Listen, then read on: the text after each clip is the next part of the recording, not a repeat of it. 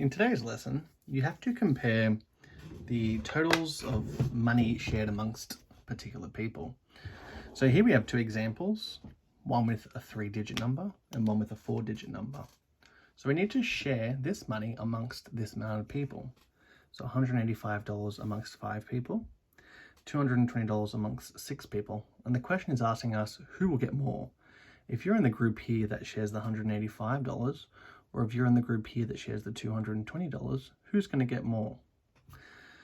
We could draw circles and share the money that way, but that might take a little bit of time. So when we get into these larger numbers, that's where using our strategy that we looked at yesterday becomes really effective because it's quick and it's accurate. So we ask ourselves, how many times does 5 go into 1? Well, it goes 0 times, making that 18 together. How many times does 5 go into 18? Well, 3 times, remainder 3. Now I put the 3 there, it's hard to see with a thick texter, but that now becomes 35.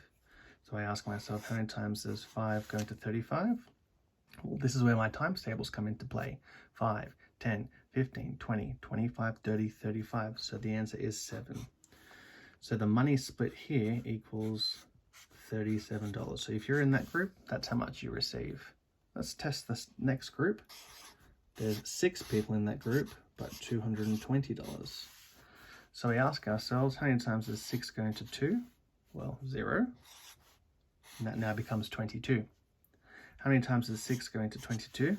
Again, times tables. This is where it comes into play. 6, 12, 18, 24. Oh, I've gone over. Jump back down. So the answer is 3 with a remainder of 4. That now becomes 40.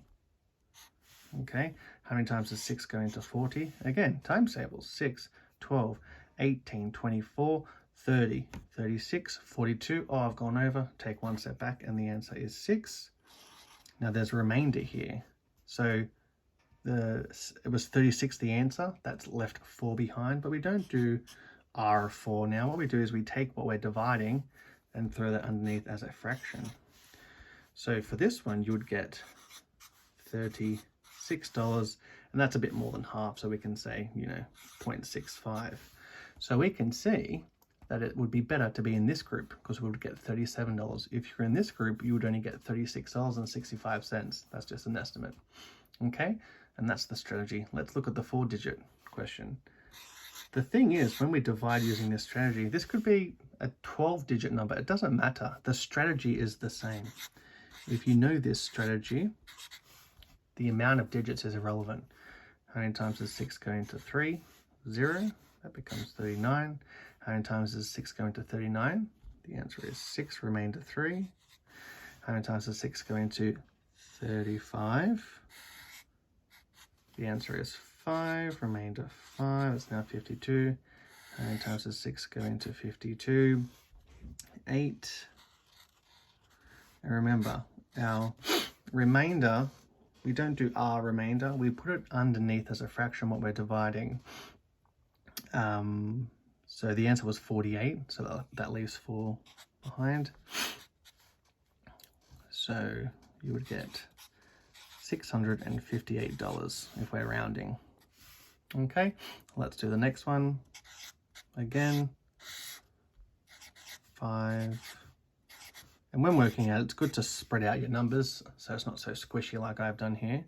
And this is why doing this on paper is so more effective than doing it on slides.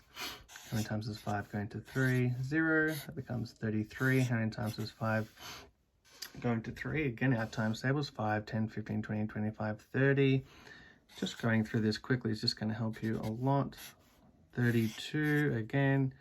6, remainder 2. How many times does 5 go into 29? 5, remainder 4 over 5. So with this one, you would get $665, and this is clearly the higher one. So this is the main problem for today's lesson, okay? Using this division strategy is really effective to solve our problems really quickly.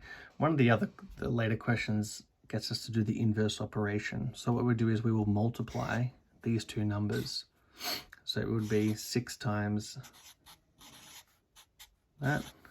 And because I rounded, and got rid of the fraction, it'll be close to this number. So doing the inverse is doing the multiplication. Over here it would be 5 times 37. Over here it would be 6 times 36. And over here it would be 665 times 5. And by doing these inverse operations, okay, it'll tell you if you are correct or not. And that's today's lesson.